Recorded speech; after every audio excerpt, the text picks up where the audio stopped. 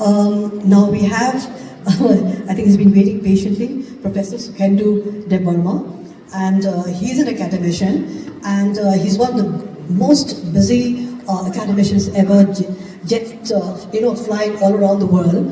It's difficult to catch him. So thanks to Dr. Jwhwlao, you're able to bring him here. Even to NEIHA conferences, he's been absconding for a long time. So, thank you. So, I will not go into his academic qualifications, you all know that. But I've seen here that he's given a very important topic here, a very interesting topic, cuisine, culture, and identity, an overview of the Borok people of Tripura. So, perhaps you can shed some light on this and what could have been the reasons for them, excelling in this cuisine especially. Okay, who wants to go with the language first? Thank you for attending this session. As a mark of identity, I just want to present this Risa to the moderator.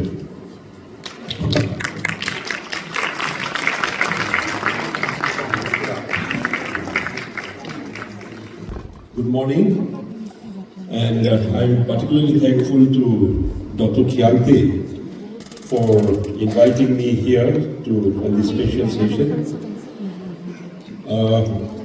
My teacher, my guru, my guidance, Professor J.B. Bhattacharjee is here. I was his direct student in 1989, and I'm very grateful to him for he has guided me over the years. My colleague, Professor Amena, the panelist, and colleagues like Sarah is here, and friends. I'm going to talk today about Kokborok language, strides from orality to university. Kokborok is spoken by almost 1.5 million people now in Bangladesh, particularly in Chittagong, Tripura, Mizoram, even part of Assam. This language is spoken. There was a time Tripura has been ruled by the Borok people, Maharajas, but particularly from 16th century, Kokborok did not become the code language. Rather, Bengali became the code language, and my experience as a childhood, memories at Agartala, our people, Kokborok speaking people, have shifted the language to Bengali. Even today, I have my own relatives at Agartala who does not speak Kokborok.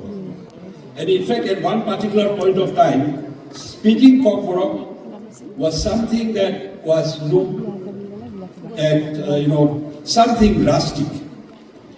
Now, the interest grew in me because my uncle was the one who translated the Kokborok Bible. So I grew up with him, and my interest in the language grew.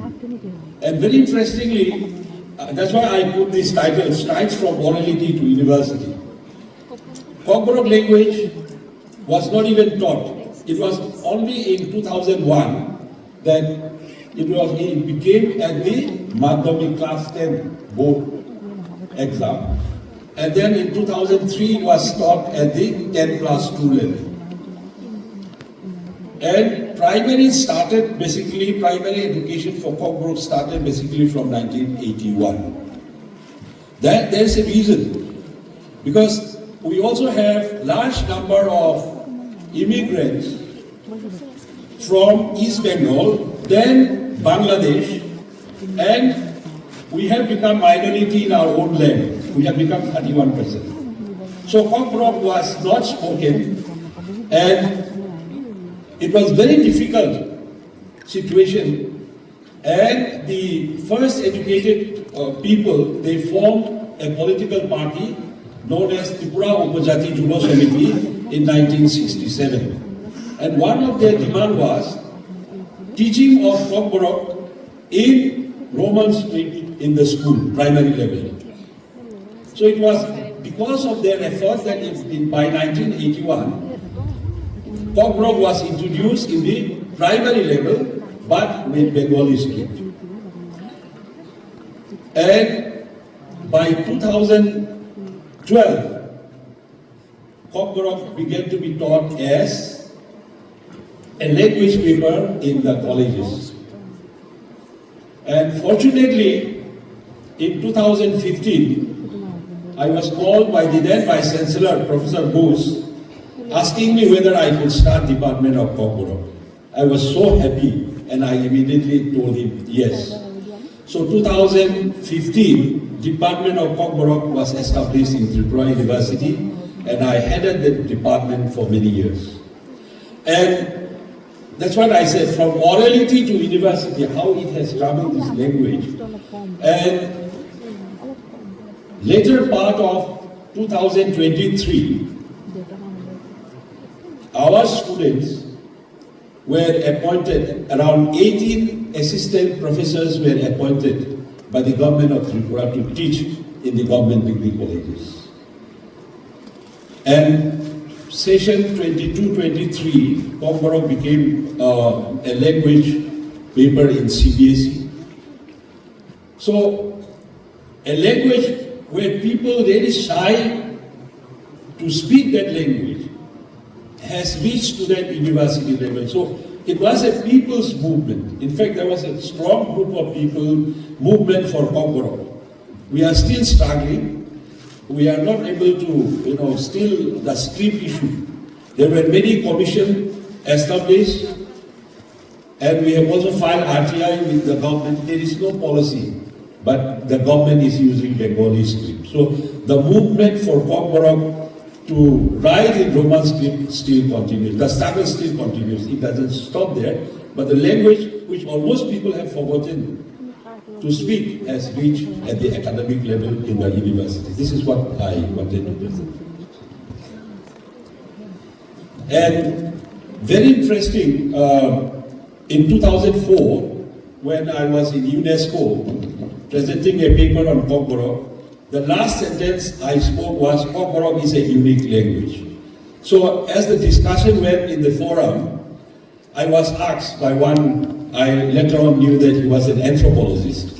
He asked me, Professor Debbarma, what makes you think that the last sentence you made, that Kokborok is a unique language? I thought for a while, and then I answered. Can I have that slide of the tree? The last. First slide.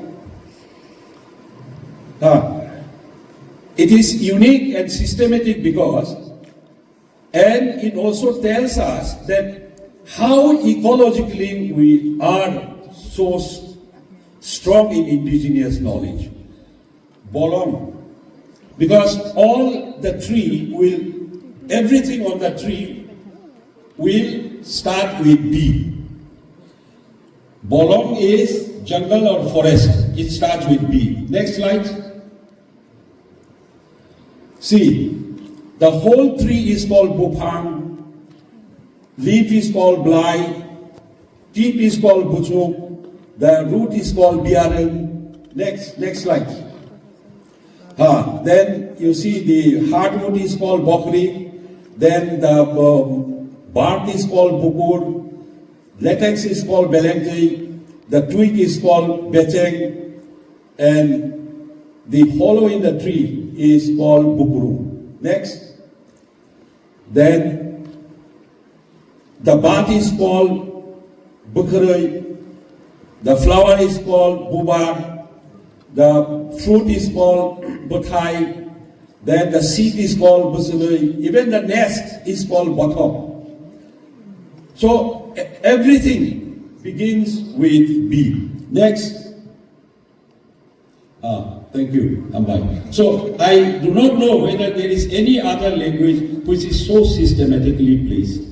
Thank you. This is the first part of the paper.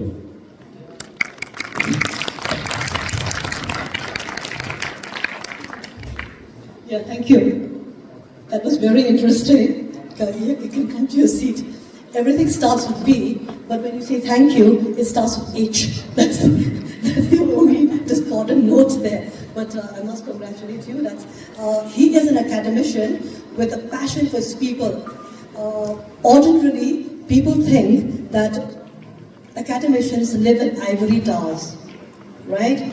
And most of us are not. But this is a common perception that academicians live in ivory towers. And here we have a classic example of Professor Sukhendu Debbarma, who doesn't fall under that slot. He is a man with a mission.